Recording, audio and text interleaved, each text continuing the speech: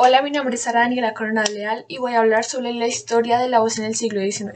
En el siglo XIX apareció la canción artística Liedkunstlied, la que con sus exigencias técnicas y expresivas enriqueció el arte del canto en el arte vocal francés en todas las épocas. El acento estaba puesto en la declamación de la palabra. La escuela belcantística italiana, en cambio, enseñaba el libre desarrollo del meros vocal, en detrimento de lo declamatorio. Los alemanes y otras naciones centroeuropeas encontraron un cierto equilibrio entre los dos extremos.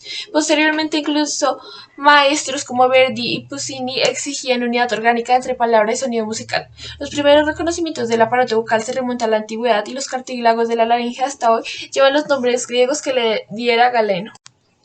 También Leonardo da Vinci se interesó en la emisión de la voz y contribuyó a un mayor conocimiento de su fisiología, pero el verdadero comienzo de una investigación científica en ese cambio se puede situar recién en la mitad del siglo XIX. En esa época, el gran maestro de canto Manuel García logró con un espejito de dentista y con la ayuda de otro espejo ver funcionar sus labios vocales mientras cantaba, inventando de esa manera la laringoscopia. De allí en adelante, algunos médicos comenzaron a interesarse en la especialidad y investigar la voz desde el punto de vista fisiológico. El gran auge y avance de la investigación se produjo en los últimos decenios gracias al desarrollo de los medios técnicos y electroacústicos, puesto al servicio de la foniatría. El Conservatorio Nacional de Música del siglo XIX oficiaron varios profesores, tanto chilenos como franceses, italianos, españoles, como Adolfo Desjardins, Juan Carlos Valletti, Margarita Caviedes, Ramón Galarce, Pedro Bajas, Francisco Valderrama, Eloísa de Contardo, Alfonso Altavilla, Octavio Benedetti, Luisa P. de Gervino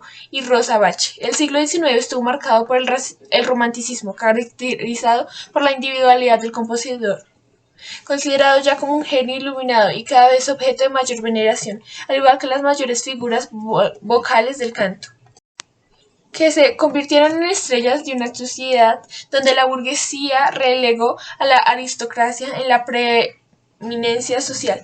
Cerraron los siglos algunas corrientes como el impresionismo francés y el verismo italiano. En el siglo XIX, la ópera, al igual que el resto de la música y las artes en general, entró en la vanguardia, una nueva forma de concebir la creación artística en que surgieron nuevos métodos y técnicas compositivos que se expresaron en una gran variedad de estilos que siguió vigente en los principales teatros de la ópera del mundo. La ópera bufa, del italiano ópera buffa, también denominada comedia per música o drama jocoso per música. Es una ópera con un tema cómico. Se desarrolló en Nápoles en la primera mitad del siglo XVIII.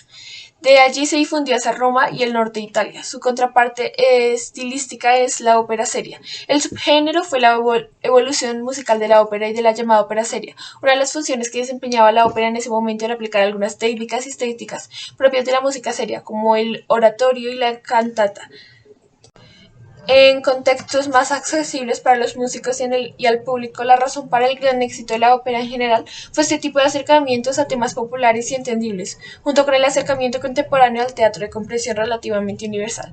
Otro subgénero que se relaciona a la ópera bufa en su intención de conectar a una audiencia más amplia son la zarzuela española, la ópera cómica francesa, el singspiel alemán o la ballad ópera inglesa. Algunas de las características de la ópera bufa son recitativos, partes habladas, más extensos para hacerlos más inteligibles, escritos en la lengua del pueblo, no el italiano o el alemán, temas cotidianos o superficiales. En algunos casos usa personajes muy conocidos como los de la comedia del arte italiana. La época de la ópera seria coincide con auge de los castrati, cantantes varones provistos de una voz prodigiosa a los que se les asignaba para interpretar a un personaje masculinos heroicos.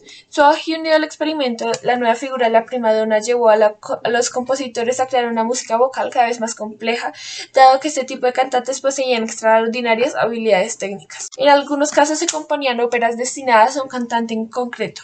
El más claro ejemplo es el de Farinelli, cuyo debut en 1722 coincidió con la llegada de la propia ópera. Durante la mayor parte del siglo XIX y principios del siglo XX, estas dos óperas fueron prácticamente desconocidas, pero con el comienzo de la década de los 60 ambas se hicieron un hueco en el repertorio operístico del momento.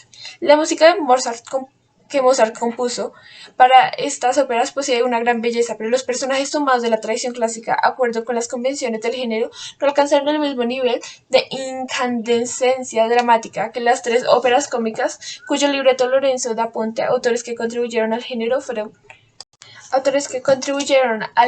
fueron Christoph Willibald Gluck, Luigi Cherubini (1760–1842) y Gaspare Spontini de 1774–1851. Gluck intentó reformar la ópera, sería volviendo a la acción dramática su papel principal, por encima incluso de los cantantes. Además suprimió el recitativo seco y el da capo en las arias de sus óperas. Cherubini y Spontini también compusieron sus obras conforme a estas características. Gracias.